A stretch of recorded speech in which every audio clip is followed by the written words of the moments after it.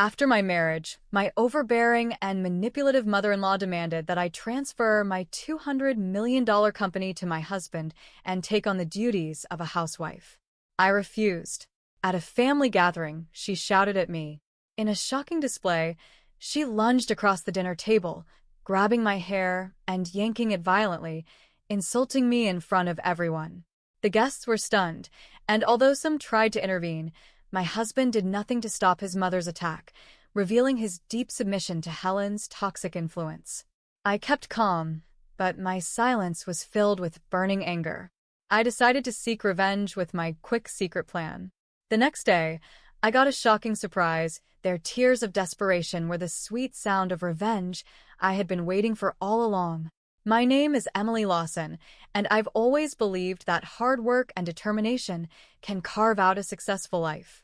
At 35 years old, I am the CEO of a thriving company in San Francisco, valued at $200 million. I've poured my heart and soul into building this business from the ground up, and every achievement has been a testament to my commitment. I've never been one to focus on personal relationships. My work has always come first. Growing up in a small town, I learned early on that dreams require effort.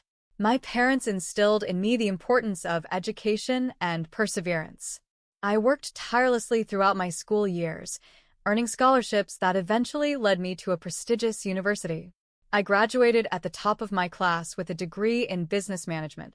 From that moment on, I knew I wanted to start my own company, and nothing would stand in my way. For years, I dedicated myself to the growth of my company, focusing solely on building my brand and reputation. Late nights and early mornings were my routine.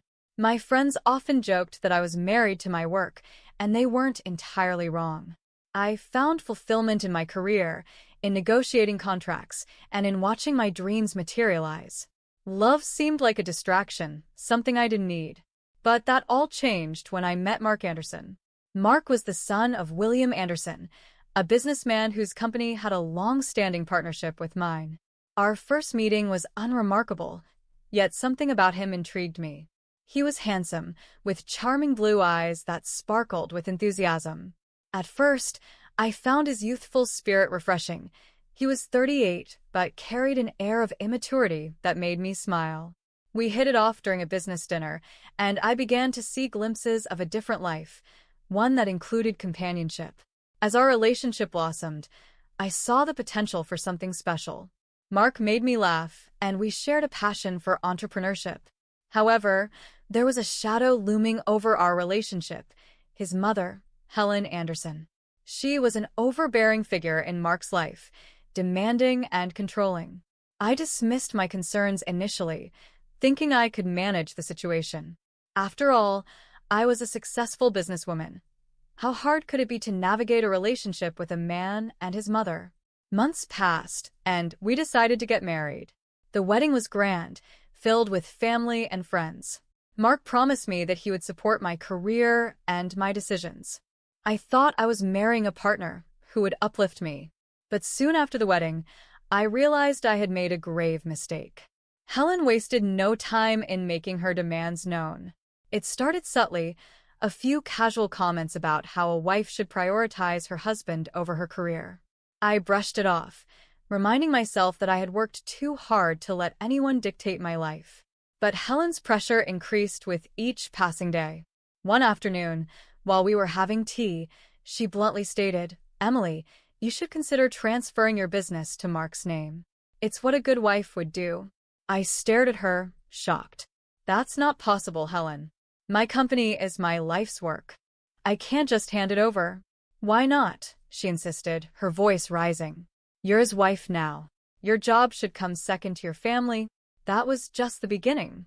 Helen's persistent demands became more aggressive. I could sense Mark's discomfort whenever I rejected his mother's suggestions, but he never intervened. It was as if he was caught in a web of loyalty to her, and it frustrated me deeply. The real turning point came during a family gathering at the Anderson home. I had hoped that this would be a chance for us to connect as a family. The evening started well, filled with laughter and good food. However, Helen seized the moment to confront me publicly. As guests mingled, she called me over. "Emily, can we talk?" she said with a forced smile, her eyes narrowing slightly. "I really think we need to settle this business matter." I felt my heart race. "What do you mean?" I replied, trying to keep my voice steady. "You need to transfer your company to Mark," she demanded, her voice echoing in the room. "It's time to put family first." The room fell silent, all eyes on us. I felt the weight of the guests' stares. "I cannot do that, Helen," I responded firmly. "My company is my responsibility. I built it with my own hands." Her face flushed with anger, and before I knew it, she lunged across the table, grabbing my hair and yanking it violently. Gasps filled the room as I felt the shock of pain ripple through me. "How dare you defy me?" she shouted, her voice dripping with venom. Guests tried to intervene, but Mark just stood there, frozen, revealing his deep submission to Helen's toxic influence. The humiliation burned inside me as I looked around, realizing the moment had escalated into something far beyond a simple disagreement. Despite the pain and humiliation, I kept my composure, biting back tears. I wouldn't let her see me break. I silently vowed that this would not be the end of my story. I could feel the anger boiling within me, and it wasn't just for the attack. It was for the realization that I had allowed this woman to manipulate my life. As I walked away from that gathering, I decided then and there that I would not be a victim. I would find a way to turn the tables and take back my power. The seeds of revenge were planted. I just needed the right opportunity. Little did they know, I was more than just a successful businesswoman. I was determined to reclaim what was mine and to teach Helen and Mark a lesson they would never forget. The next chapters of my life were about to unfold, and I was ready to fight back. After the incident at the Anderson family gathering, a simmering anger ignited within me. I had always prided myself on my ability to overcome challenges, and this humiliation would not be the end of my story. Instead, it would mark the beginning of a new chapter, one where I would reclaim my power and show both Mark and Helen that I was not someone to be trifled with.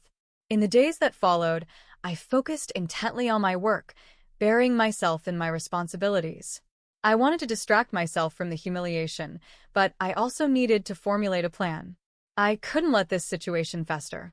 My company had grown to $200 million not just through hard work, but also through strategic decisions. I needed to think strategically now.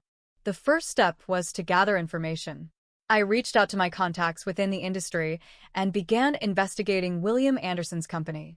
I wanted to understand their financial standing and any weaknesses I could exploit. As I delved deeper, I discovered that their company had been facing difficulties for quite some time. The management was out of touch, and their sales had been declining steadily. It was the kind of vulnerability I could work with. During this time, I also made a conscious effort to maintain a facade of normalcy in my relationship with Mark. I put on a brave face whenever I was around him and his mother. Mark would often talk about how proud he was of his family's legacy, and I'd nod along, hiding my true feelings. "It's important to support family," I would say, trying to blend in. Meanwhile, inside, I was plotting a course that would change everything. I began to network more aggressively, attending events and seminars where I could connect with influential figures in the business community. I was building alliances and reinforcing my reputation as a formidable businesswoman. My goal was clear: to position myself in a way that I could either take over or significantly undermine the Anderson family business.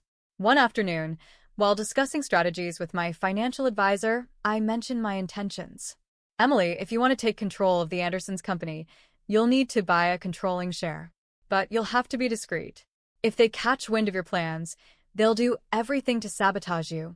I nodded, absorbing his words. "I know. I'll need to be strategic and patient. This isn't just about revenge. It's about showing them that I am not a pawn in their game." With renewed determination, I devised a financial strategy. I started to quietly purchase shares of William Anderson's company on the stock market. The more shares I acquired, the stronger my position became. I worked late into the nights, crunching numbers and analyzing market trends. Every small victory fueled my resolve. Simultaneously, I made sure to document every encounter I had with Helen and Mark.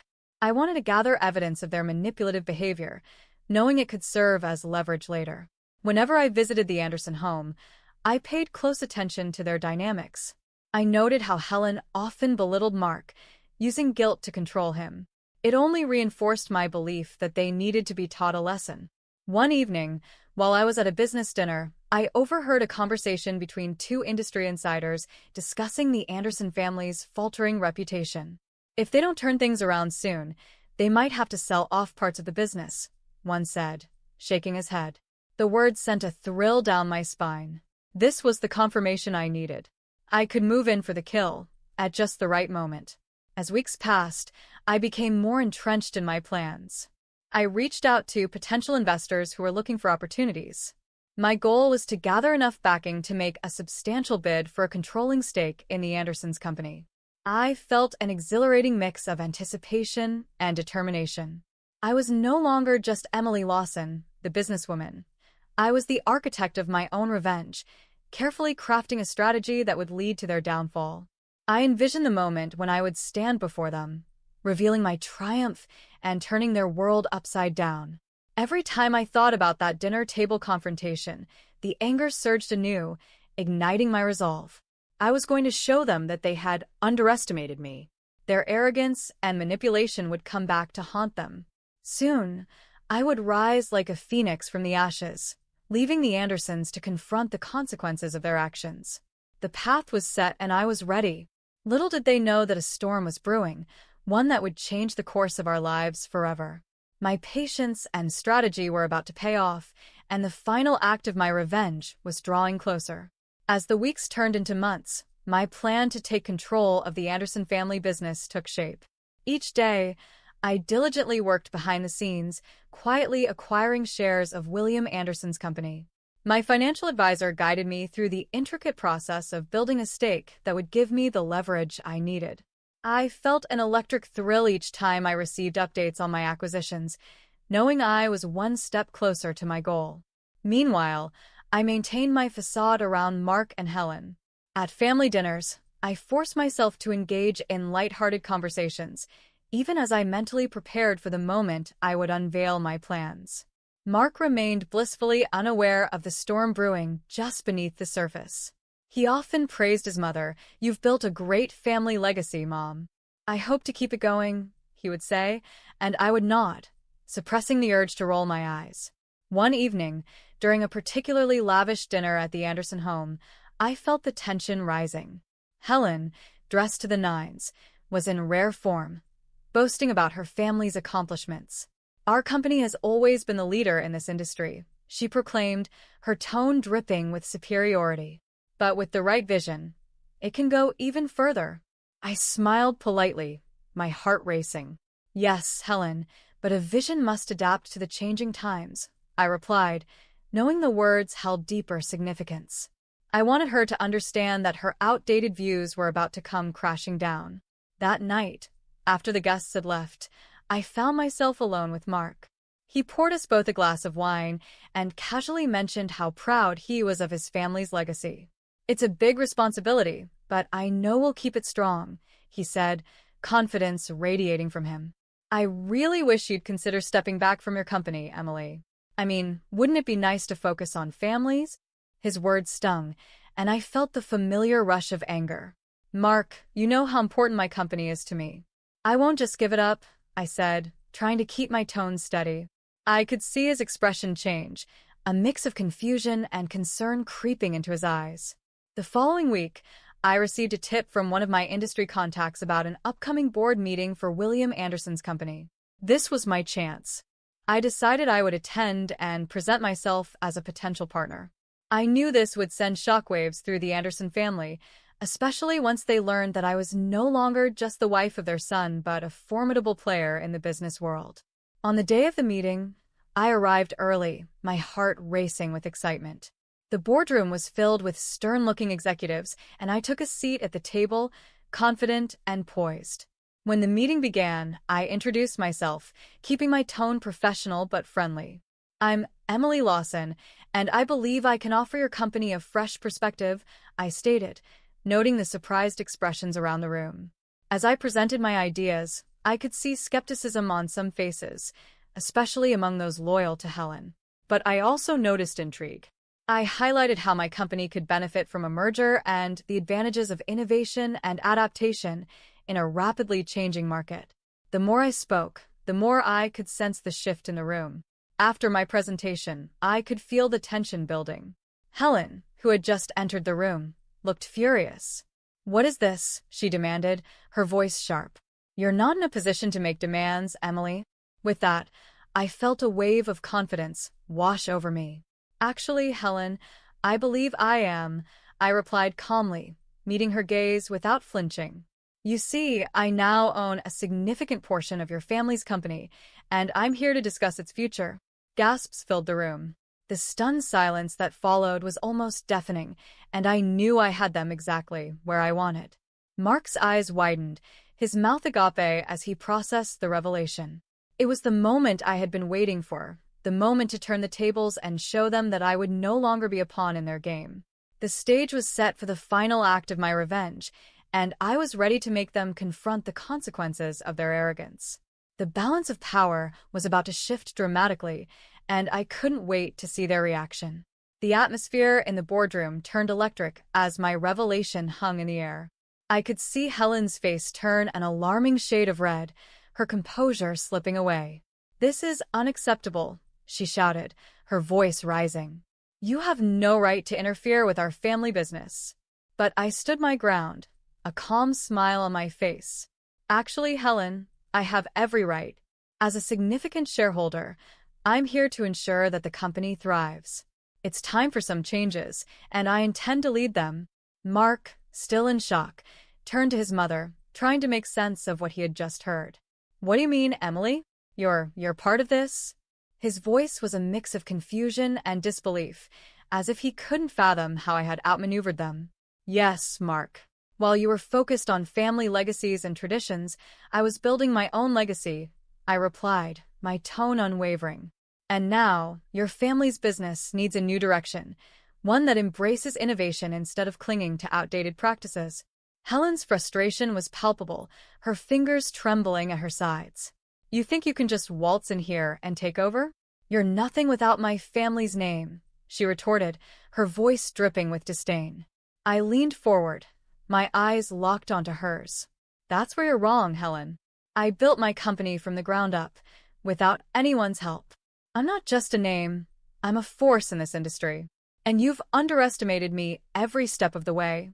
The other board members were captivated, some exchanging glances of astonishment. I continued, addressing them directly. "If we want this company to survive, it must adapt. I propose a merger that will revitalize both our businesses. My expertise can guide us to greater success." As the meeting progressed, I outlined my vision, detailing the benefits of the merger and the strategic advantages it would bring. The tension in the room gradually shifted from hostility to curiosity. I could sense that I was gaining traction, and my confidence soared. However, Helen wasn't finished yet. "This isn't over, Emily. You think you can just take everything from us? I won't allow it." Her voice was laced with desperation, and I could see the wheels turning in her mind as she plotted her next move. "That's the thing, Helen," I said, my voice calm but firm. "I'm not taking anything from you. I'm giving you a chance to adapt and thrive. But if you refuse to accept reality, then you will face the consequences of your actions." With that, I concluded my presentation, and the room fell silent. I looked around, gauging the reactions of the board members. Slowly, they began to nod in agreement, some whispering to one another. I knew then that I had won them over. Helen stood, her face a mixture of fury and disbelief. "You'll regret this, Emily. You've made a powerful enemy today," she spat before storming out of the room. As she left, I turned to Mark, who still seemed dazed. "Mark, this is a new beginning for both of us. If you're willing to embrace change, we can build something incredible together." He looked at me, uncertainty in his eyes. "I don't know what to think right now, Emily. My whole world feels upside down." "Then let's turn it right side up," I replied, offering him a reassuring smile. "Together, we can make this work." In the following weeks, the transition was anything but smooth. Helen rallied against me, trying to sway the board and discredit my plans. But I was ready for her. I had anticipated her moves and gathered evidence of her past mismanagement, ready to present it at the next board meeting. When the day came, I stood in front of the board once again, armed with facts and figures. You see, this isn't just about me. It's about the future of this company. If we allow Helen to continue her outdated practices, we will face dire consequences. I have the data to prove it. As I laid out my case, I could see the tide turning against Helen. The board began to see her for who she truly was, a controlling, manipulative force that had stifled innovation and growth. By the end of the meeting, the board voted unanimously in favor of my proposal. Helen's reign was over, and I felt a surge of triumph wash over me. I had not only secured my position but had also paved the way for a brighter future. As I walked out of the meeting room, I couldn't help but feel a sense of empowerment. I had taken control of my life and my company, transforming from a victim of manipulation into a powerful leader. I was ready to lead this new chapter with strength and integrity, and I had learned that betrayal could lead to unexpected triumphs. In the end, I realized that true power comes not just from success in business, but from knowing your worth and never allowing anyone to take that from you. I had won the battle, but the war of business and resilience would always continue.